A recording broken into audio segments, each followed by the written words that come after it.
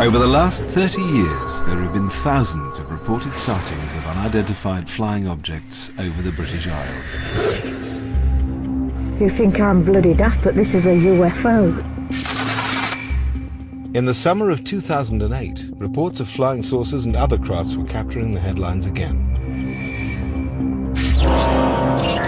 Over the years, numerous eyewitnesses, including military personnel, police officers, and experienced airline pilots have testified to seeing strange lights in the sky and other mysterious phenomena.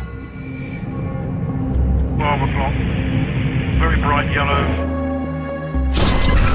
It's the brightest light I've ever seen in my life.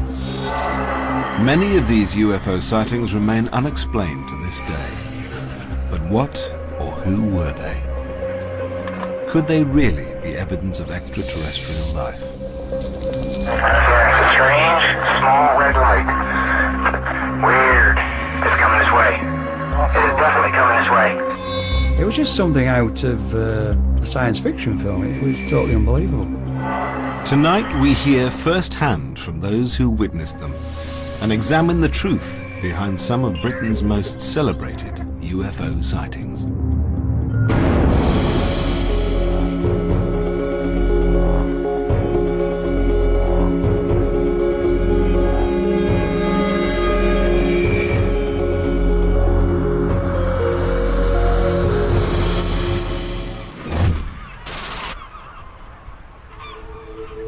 In April 2007, the airspace above the Channel Island of Alderney played host to one of the more unusual British UFO sightings.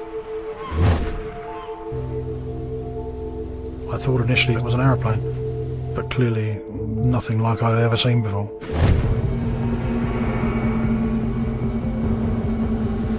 I saw a single lozenge-shaped light below us. I didn't see any outline to the shape because the light was so bright. I was in the front looking at it through binoculars. Pretty scary. Yeah, the second one appears to be beyond the first from where I am. This is probably the best witness that I've interviewed in 30 years. If it was designed by an engineer, that man, I'd like to shake him by the hand because it was a fantastic piece of equipment.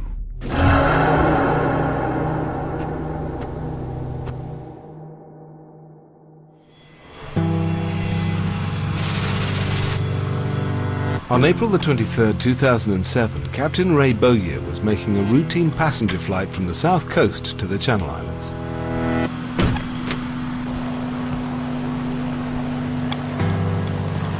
He'd flown the same route for almost 10 years. We loaded the passengers normally, ordinary day, little wind, nice smooth conditions, very good visibility, you can see very well. Normal day, yeah, into the cruise, 4,000 feet, no problems. The 80-mile journey to Alderney takes just 45 minutes. 10 miles from France, it's the most northerly of the Channel Islands. Ray Bowyer was expecting it to be a routine flight.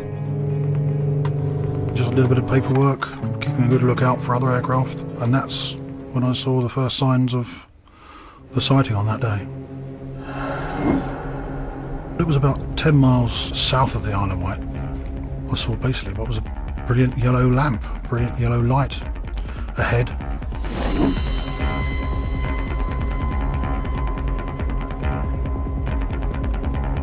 Sometimes these are reflections from the ground, and in fact I could see even from that distance that Guernsey was immediately behind that light. So I presumed at the very first sight that it was a reflection of the sun on a greenhouse. Looked at it for a moment, then expected it not to be there next time I looked back at it. This didn't go away. It wasn't a couple of moments, it was a minute and then a couple of minutes. And I thought, that's strange. That's very different to anything that I've seen previously. It wasn't a reflection, it was an emission of light. And I thought, well, better have a look at this. And that's when I picked up my binoculars that I always carry.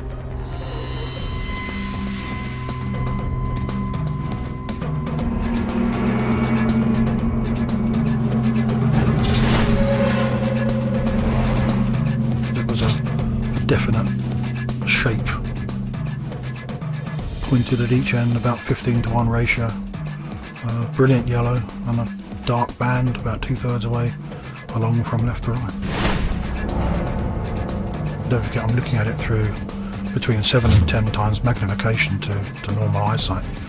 I could see exactly, very quickly and quite plainly, that it was nothing like an aeroplane that I'd ever seen before. I actually had to take my glasses off and lift them up just to make sure that wasn't a reflection from behind or something like that, just to ensure that I was seeing what I was seeing.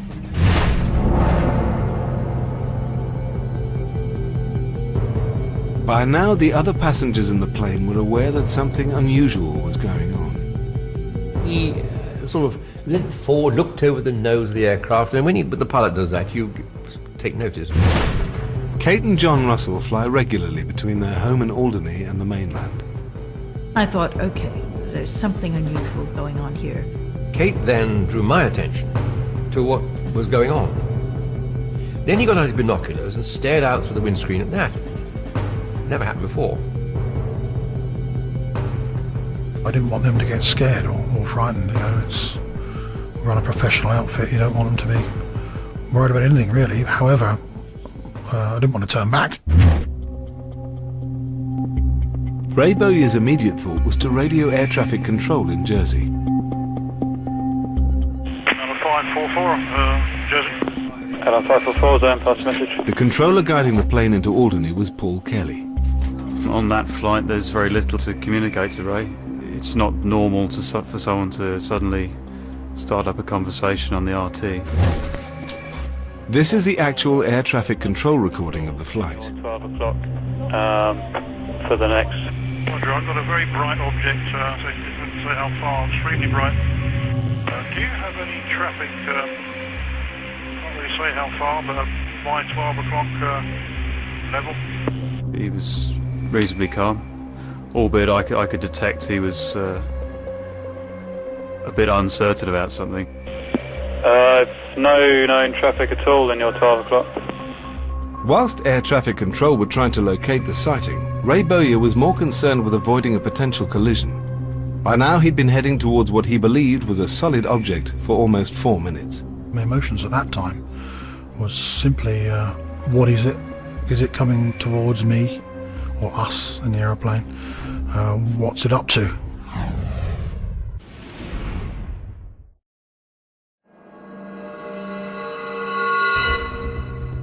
In April 2007, Captain Ray Bowyer was 4,000 feet above the English Channel, flying towards the island of Alderney, when he spotted a strange light in the sky directly ahead of him. I thought, well, was it coming towards us? What speed's it doing? Is it going to be in our way in a few moments? He immediately spoke to air traffic controller Paul Kelly. Roger, I've got a very bright object. Well, it doesn't say how far, extremely bright, looking, well, like a cigar. It's a classic cliche, a cigar-shaped object in the sky. It's what you hear about in reports over the years. Immediately it was very out of the ordinary. He seemed very sure. I was looking for something on my radar that fitted the bill. That may or may not be an object. It was now 10 minutes since Ray Bowyer had first noticed the object. Neither he nor air traffic control had any idea what it could be. I think I was more concerned initially about any conflict. Was it an aeroplane? Even with 20 years of flying experience to his name, Ray Bowyer wasn't sure he could believe what he was seeing. For a second opinion, he turned to the passenger sitting behind him. I suggested to him, would you like to have a look and see what you can see? And straight away he said, yeah, I can see this. And about that time, he said, there's another one. Sure enough, almost directly beyond that one was a very similar looking object.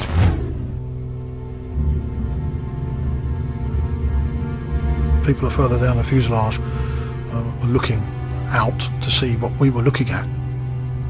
I sort of leant forward to look round the people in front and saw an orange lozenge-shaped light.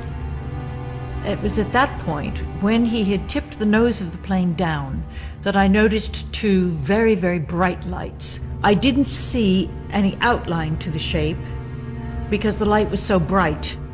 You know, if you look at a headlight at night, you don't see the edges of the light. You just see the center of the light and then a diffused glow. Yeah, the second one appears to be beyond the first from where I am. It's exactly the same. It's got a gap. It's a cylindrical object, very bright yellow, and there's a gap in the light about 2/3 the way along it. I gave the air traffic controller that it was probably the size of a Boeing 737, thinking that it was about 5 or 10 miles away. But it would have appeared that from first sighting it was about 55 miles away. So that must have given it a massive size, really. Very, very large indeed. And with that possibility of it being up to perhaps a mile across, you've got to worry for the safety of an airplane which is the size of a postage stamp in comparison, you know. 544, any more information on that aircraft, please? Despite what Ray Bowyer and his passengers said they were seeing, air traffic controller Paul Kelly could see no evidence of anything in the air. 544, negative, nothing at all in your 12 o'clock for the next 40 miles or so. There was nothing I could determine on the radar that was unusual. Air traffic initially were fairly dismissive, but of course my sightings were dead ahead. There's definitely something there. The objects you were describing were very bright, quite large, and you'd think very obvious, so you would think that other pilots, perhaps in the area, would be able to see the objects. Although Paul Kelly could see nothing on his radar, Ray Bowyer was still convinced that what he was seeing was a solid object. Traffic into Alderney reported seeing some unidentified. Jersey 912 Golf, anything down that traffic is about 18 miles ahead of you. Very bright yellow emitting light. Jersey Blender 832. Kelly radioed the other aircraft under his control, asking if anyone could see the unidentified object. We've got something about 8 o'clock resembling the description. Around about a similar range to Alderney from us now. The moment when another pilot said he could see something in the vicinity of Alderney, it really it did make it much more interesting. A call came in from a pilot corroborating the sighting. The objects had now been in sight for nearly 12 minutes. Ray Bowyer was concerned about getting his passengers onto the ground safely. A-line 544, Roger, would you like to send? Please, I better go down on it. It was getting to that point where I was pleased to descend and get on the ground. Despite the mysterious encounter, flight GR554 landed on time and on schedule at Alderney Airport.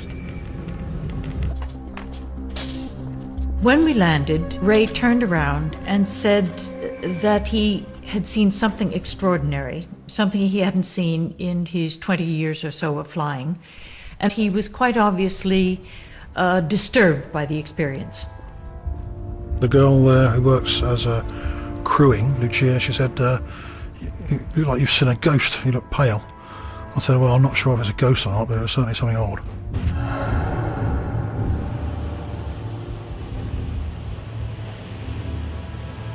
At Jersey Air Traffic Control, Paul Kelly followed the standard procedures for reporting the incident. I had taken down notes as I was going along and a sketch drawing, as Ray had described it.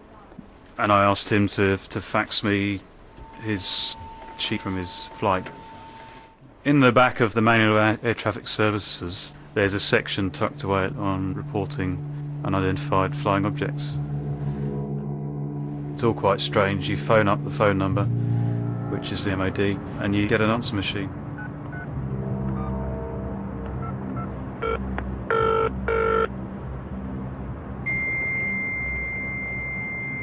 Paul Kelly faxed his report to the MOD and awaited developments.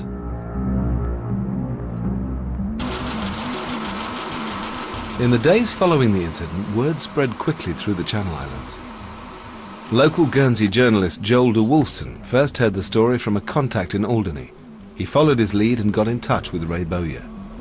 I got the feeling that Ray was worried initially about it being, you know, all we need pilots, as little green aliens are coming to visit Guernsey, and damage his reputation because of it. But the headlines took both Ray Bowyer and the sighting seriously. Ray's a very honest, straight down the line kind of guy. The MOD were investigating it, so it added weight to the story straight away. The story was soon taken up by the national media.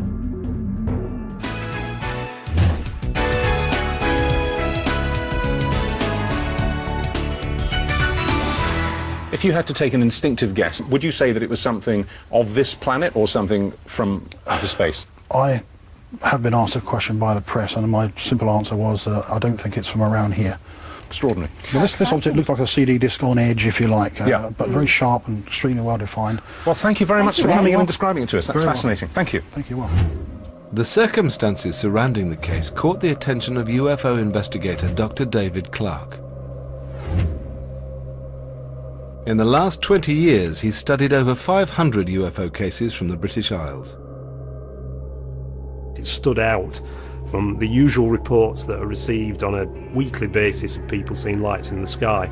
It's not very often that UFOs make the news, but in this particular case, the news media realised that there was something unusual about this. David Clarke was keen to investigate the incident.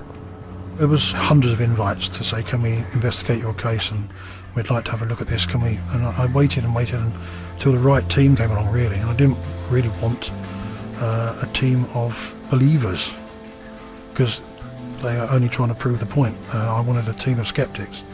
He's a good witness. He's probably the best witness that I've interviewed in 30 years.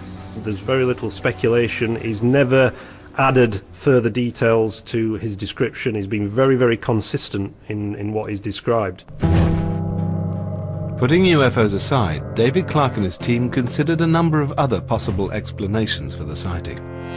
The UFO phenomena includes lots and lots of different unconnected things, natural phenomena, inexplicable phenomena. There's no definitive connection between any of them other than the fact that they're all things that are seen in the sky. So there is no one UFO phenomenon. There are lots of UFO phenomena.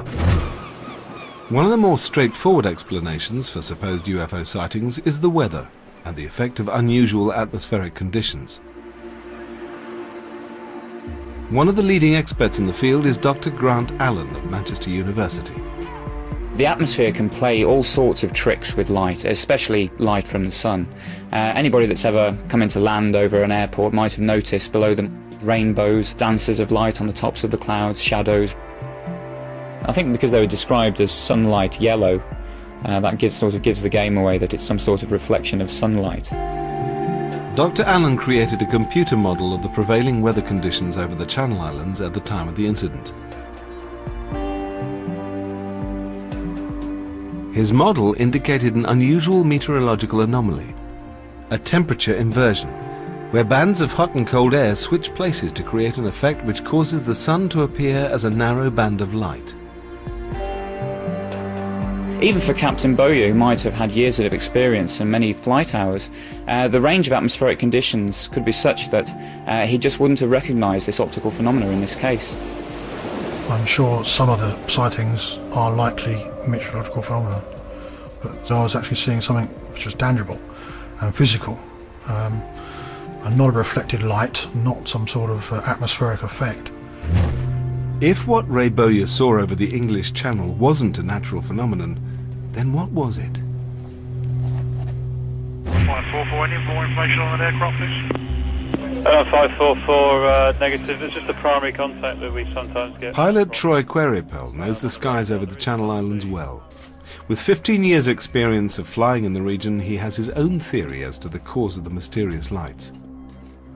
After overhearing the conversations with air traffic control, he met Ray Bowyer when he returned to Southampton. Ray convinced me that what he'd seen was real. It was hardware. It wasn't weather phenomenon. He'd never seen anything like it before. My theory was that it could be military activity. About 15 miles to the west of Guernsey, there's military controlled danger zones.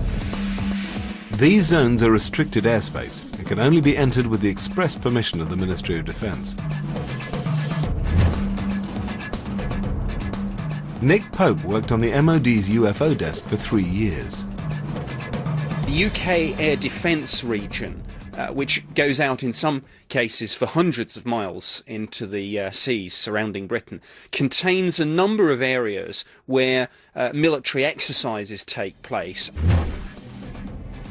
You'll also, in some of these areas, see more exotic things going on in terms of the testing of prototype aircraft and unmanned aerial vehicles. There are things flying around, maybe not operational, but certainly in prototype stage, that you won't see for 10 or even 15 years. A very good example is the stealth fighter. This was publicly declared in 1988 during the Panama campaign to oust General Noriega. Now, it's a matter of record now that, of course, the stealth fighter had been operational and before that had been flying in prototype sense for many, many years, probably even back in the 70s. Could a military test aircraft have been responsible for Ray Bowyer's sighting? As part of his investigation, David Clarke followed up all the leads that might explain the Alderney sighting. He contacted the Ministry of Defence and obtained a copy of their report on the case.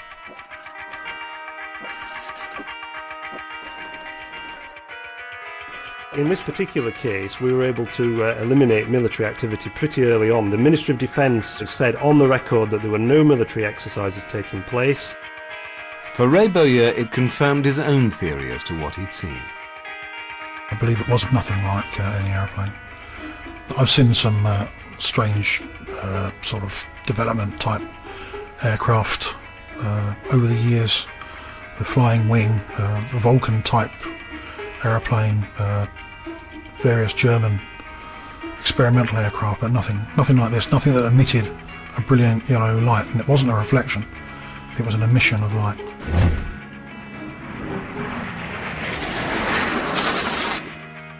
As it transpired, the sighting over Alderney was not an isolated incident.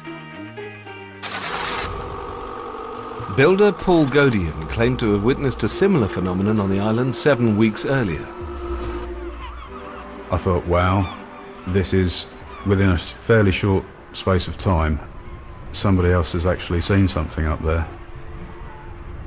It just seemed all too real. Very real.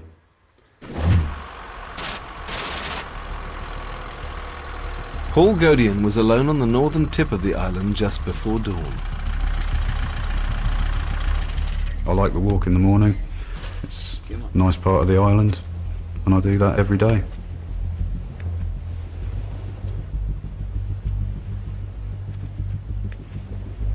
I saw two lights start to appear under the cloud base just directly ahead of me. I presumed they were coming towards me. They were sort of bobbing in and out of the cloud base at what I'd presume to be about 300 or 400 feet. This seems strange, as the only aircraft at about 6:30 in the morning would be the paper plane going over to Guernsey, and at that height in misty weather it just didn't seem as if it would be feasible for it to do so. But the set of lights did something completely unexpected. The one on the left darted at a really high speed towards the left, the west. I panned around to follow the line of sight, and all of a sudden, between myself and the two forts, appeared 20, 25 maybe, lights of the same size, bright white lights, in a sort of broken arrowhead shape, broken dart shape. They were moving horizontally along the sky line below the cloud base, south towards Guernsey. And there was no noise, absolutely no noise from any of it at all. I didn't know what to think. I really didn't know what to think. I just thought, that is really strange. After two seemingly inexplicable sightings in less than 2 months, was there something about the island of Alderney itself that could provide the answer?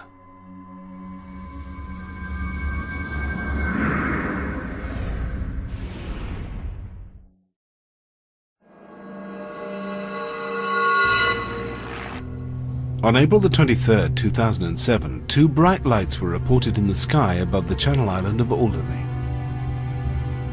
They were witnessed by airline pilot Ray Bowyer and his passengers. I thought, what is it?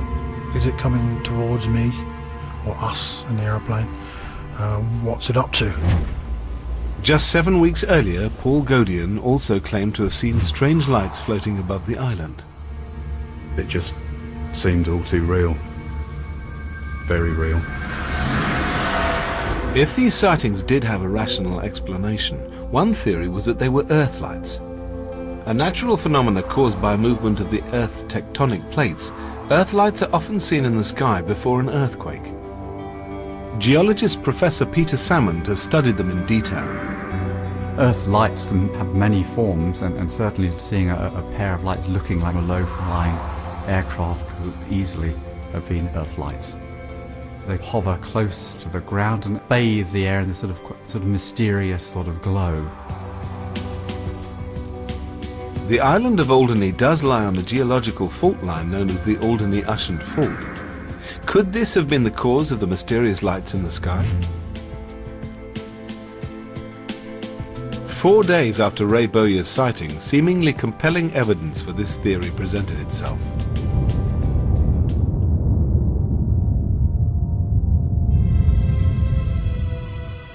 The Kent coastline suffered the largest earthquake in the region for 50 years.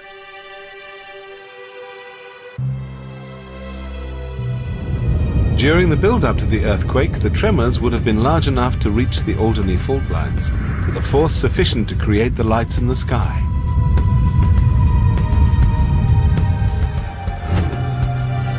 But one thing makes the theory unlikely to explain the events of April the 23rd.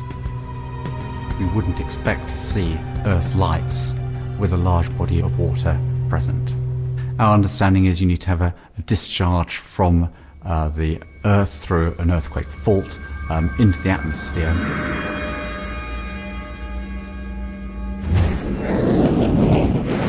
Whatever the explanation, Ray Bowyer isn't the only airline pilot to have witnessed strange lights in the sky. Since World War II, there have been thousands of sightings of unidentified flying objects recorded by pilots.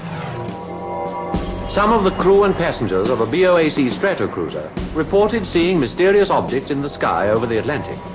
In 1954, Captain James Howard, on a flight from New York to London, claimed to have seen something resembling a flying saucer. Well, very conveniently, Captain, we've got a nice blackboard here. Of this object was continually changing.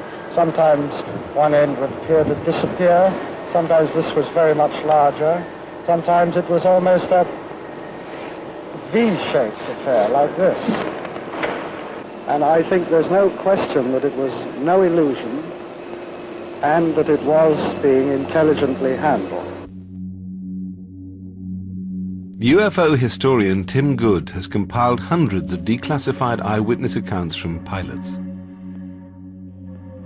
In the United Kingdom, sightings tended to increase from about 1950 onwards, I would say, and there were many reports from pilots beginning around that period. I would say it peaked in 1952, and Winston Churchill, Prime Minister of Britain at the time, demanded of his air staff what the hell was going on. He said, what's all this stuff about flying saucers amount to? What's the truth?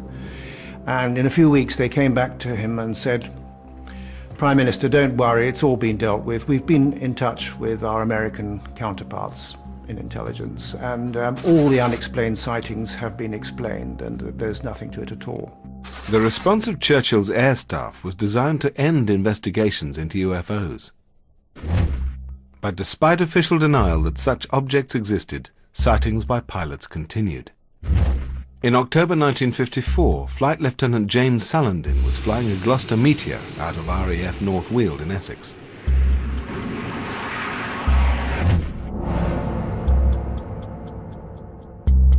I was flying at about 16,000 feet at the time, and suddenly I saw three what I thought were aeroplanes come down. And when they were, must have been about 800 or 900 yards away, the first two peeled off to the left. A gold spherical object and a silver one, with buns on top and bun below, No flames, no portholes, no nothing. I have never seen any aircraft produced by anybody in the world that looked anything like these things.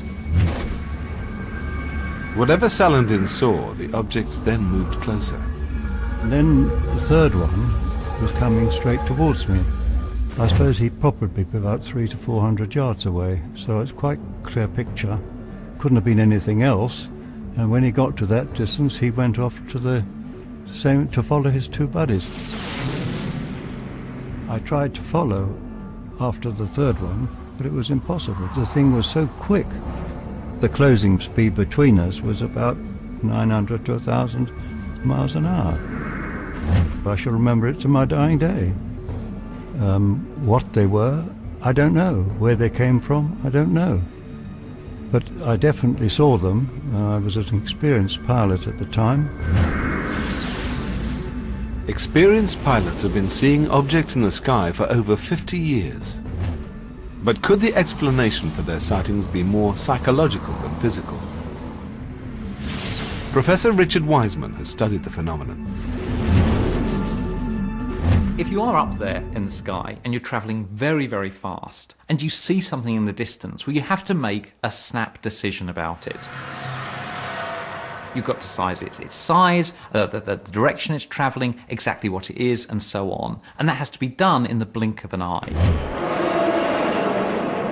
If they do see something anomalous, they've got no kind of category to put that into. They're trying to work out what it is they're actually perceiving there.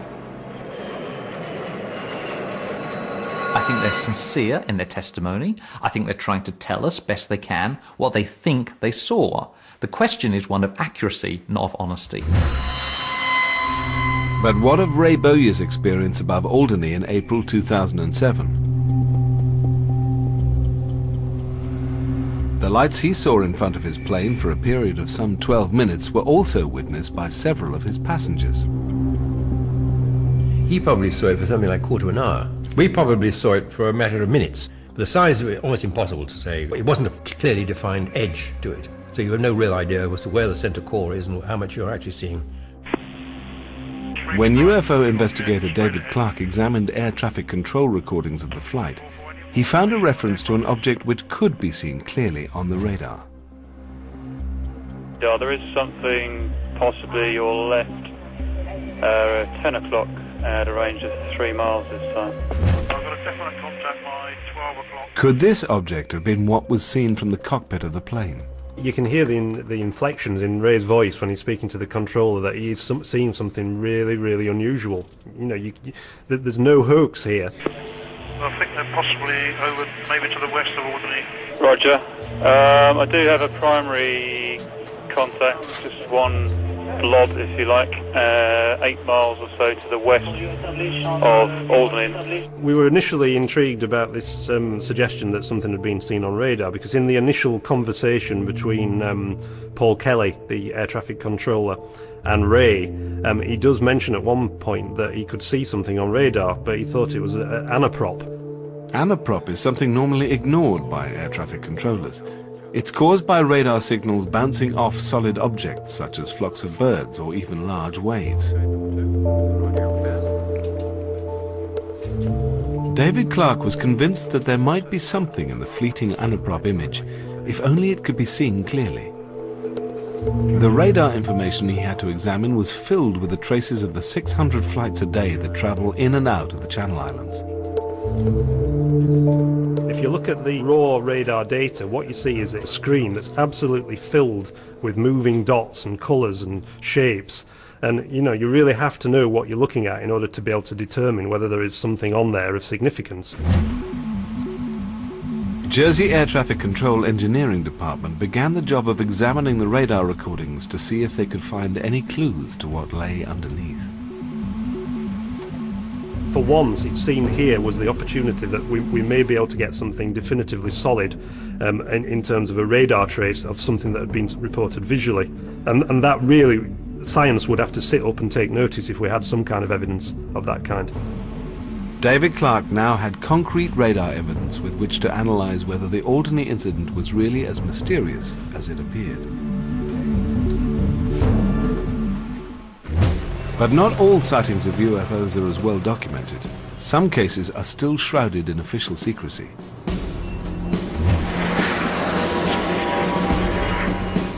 On April the 21st, 1971, Wing Commander Alan Turner was supervising air traffic controller at RAF Sockley in Hampshire.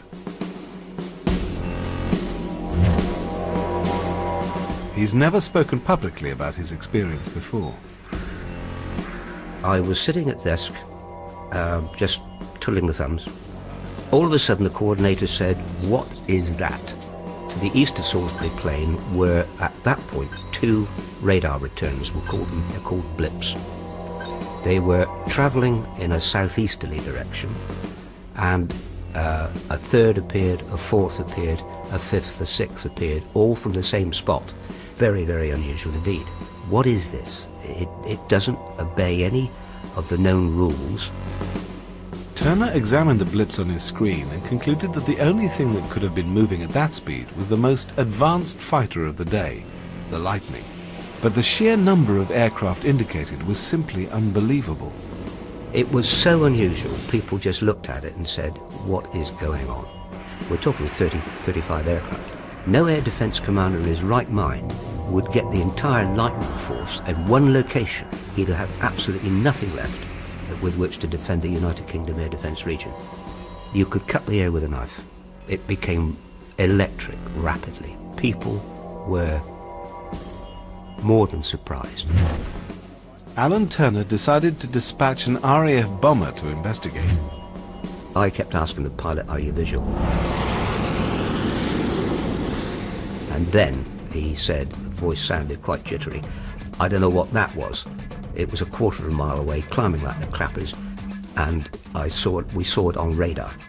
We did not see it visually. And the radar within the plane was not the only one that picked up this event. There were 7 technically different radars, all seeing exactly the same thing. 2 radars at Southern Radar, 2 radars at Heathrow, 2 at the fighter control establishment, and the airborne one with the Canberra bomber. Alan Turner gathered together all the physical evidence that was being recorded during the incident. There are 2 types of tape. One is the videotape taken from the radar, and the other is the voice tape. And that is air to ground, ground to air. That is all landlines and all the conversations between the controllers and each other. I have absolutely no idea where it is, or even if it still exists. All I do know is that it did exist. I am absolutely certain that there was some very strange phenomenon on radar which no one has yet come up with any rational explanation for.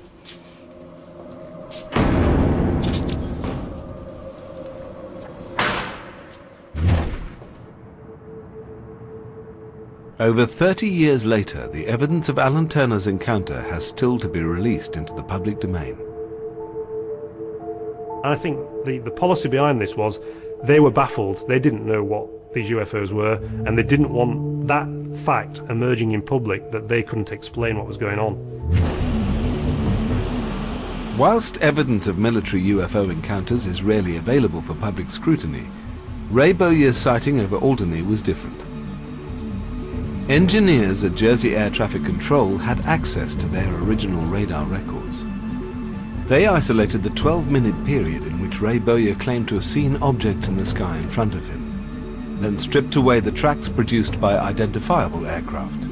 2 distinct traces emerged from the data. What they revealed were the tracks of 2 unidentified objects, one heading north and one south.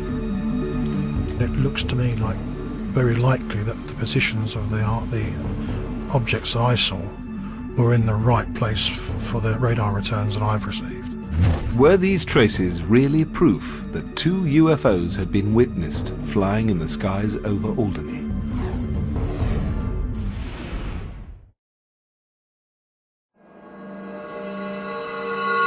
Yeah, the second one appears to be beyond the first from where I am. In April 2007, pilot Ray Bowyer witnessed 2 unidentified objects over the Channel Islands. It was a definite shape, pointed at each end, about 15:1 ratio, brilliant yellow and a dark band about 2/3 away along from left to right. I think they're possibly over, maybe to the west of Alderney. Roger. I do have a... UFO investigator David Clark studied the available documentary evidence, 8 miles or so to the west of... paying particular attention to the data provided by air traffic control. Possibly be the second one furthest out that I can see. You really have to know what you're looking at in order to be able to determine whether there is something on there of significance. And a lot of the returns on that screen can be eliminated. When engineers stripped away identifiable air traffic, radar revealed 2 slow-moving objects which seemed to fit the paths of the mysterious lights seen by Ray Bowyer. Now Ray, when he saw those returns, initially made a connection that possibly that was the UFO he'd seen. They would appear to be in exactly the right position at the right time. They both appeared for about 55 minutes at one point, travelled in different directions away from each other, and then both appeared to disappear after 55 minutes. But David Clark was not convinced. He felt the traces could have been caused by radar bouncing off objects on the sea below, so he studied the schedules for the passenger ferries that moved between the islands. We know from reconstructing the route taken by the ferry that it would have been in that general area at precisely that time, or certainly around that time. So I think it's far more likely that one of those prominent tracks is a ferry. With a seemingly rational explanation for at least one of the radar images, this line of inquiry was closed. There was now no physical evidence to back up the sightings of Ray Bowyer and his passengers in April 2007. The final report by Dr. David Clark and his investigation team could reach no definitive conclusion as to the real explanation for what appeared in the sky over Alderney. I think it's much more accurate to describe what he saw as a UAP, an unidentified aerial phenomena, some kind of natural phenomena that's yet to be identified and categorized by scientists. Whatever caused the lights over Alderney, Ray Bowyer and his passengers still stand by what they saw on April the 23rd, 2007.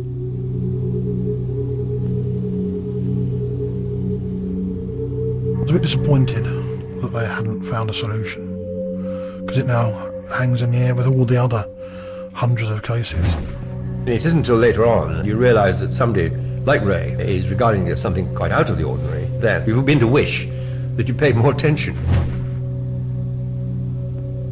I hope we live long enough to know the explanation. I have to confess now, every time we get in a plane, I keep wondering, are we going to see the lights? As for Captain Ray Bowyer, he wasn't the first pilot to spot something unexplained in British airspace, and it's unlikely he'll be the last. I kept asking the pilot, "Are you visual?" He sounded shaken. There was clearly something which he did not understand and couldn't explain, any more than we could. The description I've given you was quite true. I shall remember it to my dying day. If it was designed by an engineer, that man, I'd like to shake him by the hand, because it was a fantastic piece of equipment, if that's what it was. I can't really go much further than to say what I've said all along, is that this thing's not from around here.